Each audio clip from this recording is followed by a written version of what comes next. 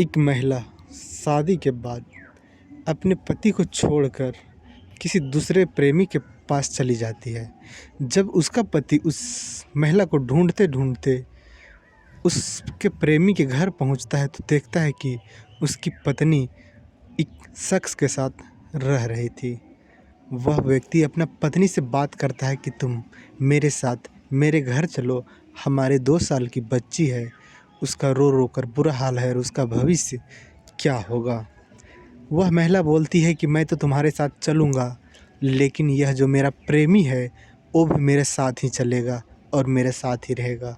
वह व्यक्ति तैयार हो जाता है और हाँ बोल देता है। और कहानी में आगे बढ़ने से पहले चैनल पे नए हो तो चैनल को सब्सक्राइब कर दें और बेल आइकन दबाना ना भूलें, ताकि इस तरह का वीडियो हर रोज़ आप तक पहुंचता रहे। और वीडियो को भी लाइक कर दें ताकि मेरा मनोबल बढ़ता रहे। यह कहानी उत्तर प्रदेश की है।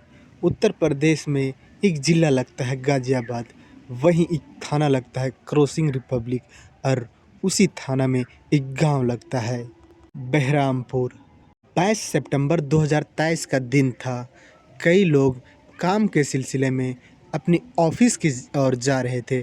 तभी रास्ते में एक खंडर होता है और वहाँ से जो लोग भी गुजर रहे थे उसे उस खंडर से कुछ दुर्गंध आ रहा था। कई लोग तो उस दुर्गंध को महसूस करके वहाँ से चले जाते हैं, लेकिन 2-3 लोग साथ में आ रहे थे और वहाँ से जब गुजरने लगते हैं तो वह दुर्गंध उन लोगों को महसूस होता है। फिर वह तीनों लोग फैसला करते हैं कि चलो खंडर में चल के देखा जाए कि क्या ऐसा चीज़ है जो सड़ रहा है, जिसका दुर्गंध इस सड़क पर आ रहा है। तीनों लोग साथ में उस खंडर के अंदर जाते हैं। दूर से ही देखते हैं कि एक पॉलीथीन में एक बॉडी पड़ा हुआ है। जब नज़दीक जाते हैं तो देखते हैं कि एक पॉलीथीन में एक शख्स को लपेटा गया है और वह करीबन 3-4 दिन से मरा पड़ा हुआ है। फिर उसी में एक व्यक्ति पुलिस को फ़ोन करता है। पुलिस तुरंत ही बताए हुए जगह पर पहुंचती है। पुलिस आती है तो देखती है कि हाँ, एक व्यक्ति का डेड बॉडी एक पॉलीथीन में करके उस खंडर में फेंका गया है। पुलिस उस बॉडी को कब्जे में लेती है और उसे पोस्टमार्टम के लिए भेज देती है और उस बॉडी का कुछ तस्वीर निकाल लेती है और वह तस्वीर को गांव में जाकर दिखाने लगती है और पूछने लगती है कि यह व्यक्ति को कोई पहचानता है क्या। पुलिस भी करीबन 4-5 दिन तक हर कोई को तस्वीर दिखाता है। गांव में रेलवे स्टेशन, बस स्टैंड, हर जगह उस तस्वीर को दिखाता है, लेकिन कहीं से कुछ हासिल नहीं होता है। पुलिस भी थक हार कर बैठ जाती है। फिर सप्ते दिन बीतने के बाद एक व्यक्ति क्रॉसिंग रिपब्लिक पुलिस स्टेशन पहुंचता है और वह पुलिस से एक रिपोर्ट लिखवाता है कि मेरा भाई है, वह करीबन 15 दिन से गायब है। कई जगह पर जाके हमने खोजा, लेकिन मेरा भाई का कोई भी अता पता नहीं चल रहा है। फिर पुलिस उस खंडर से जो डेड बॉडी को बरामद की थी, उस डेड बॉडी का तस्वीर उस व्यक्ति को दिखाता है। वह व्यक्ति तस्वीर देखते ही फूट-फूट कर रोने लगता है। पुलिस समझ जाती है कि यह कोई और नहीं, इसी का भाई है। जो व्यक्ति फूट-फूट कर रो रहा था उसका नाम गुलशन होता है। पुलिस गुलशन को चुप करवाती है और उससे पूछताछ करने लगती है कि तुम्हारा भाई कहाँ रहता था, किसके साथ रहता था। गुलशन बताता है कि मेरा भाई शादीशुदा है, उसका एक बेटी भी है और मृतक व्यक्ति का नाम सोनू होता है। जब पुलिस उस गुलशन से पूछती है कि तुम्हारा भाई यहाँ किस जगह रहता था, वह बताता है कि मेरा भाई यहीं बहरामपुर में रहा करता था। मेरा भाई और मेरे भाभी और मेरे भांजी 2 साल की है और तीनों साथ में रहा करते थे। जब पुलिस ढूंढते-ढूंढते सोनू के कमरे तक पहुंचती है तो वहाँ एक महिला को देखती है। फिर पुलिस उस महिला को देखने के बाद उससे पूछने लगती है कि यहाँ एक व्यक्ति रहा करता था क्या, जिसका नाम सोनू है। यह महिला का नाम प्रियंका होता है। प्रियंका बोलती है कि नहीं, मैं किसी सोनू को नहीं जानती हूँ और कोई सोनू यहाँ नहीं रहा करता था। लेकिन जब गुलशन उस महिला के पास आता है और पुलिस से बोलता है कि यह कोई और नहीं मेरी भाभी है और इसी का पति सोनू है। पुलिस प्रियंका से पूछती है कि तुम्हारा पति कहाँ है। प्रियंका बताती है कि मेरा पति घर में है। प्रियंका अपने पति को आवाज़ देती है और एक कमरे से एक व्यक्ति निकलता है और पुलिस के सामने आता है जिसका नाम गर्जन यादव होता है। गर्जन यादव से पुलिस पूछताछ करने लगती है, पूछती है कि यह तुम्हारा कौन है। गर्जन यादव बताता है कि यह मेरा पत्नी है। पुलिस गर्जन यादव और प्रियंका से कई बार पूछती है कि तुम सोनू को पहचानते हो, तुम्हारे साथ में सोनू रहा करता था क्या। लेकिन प्रियंका और गर्जन यादव कुछ वहाँ बता नहीं रहे थे। फिर पुलिस इन दोनों को उठाकर पुलिस चौकी ले आती है। पुलिस स्टेशन में पूछताछ करने के बाद भी गर्जन यादव और प्रियंका इधर उधर के बात बताते हैं। लेकिन जब पुलिस तबीयत से पूछताछ करती है तो ये दोनों टूट जाते हैं और एक कहानी सुनाते हैं।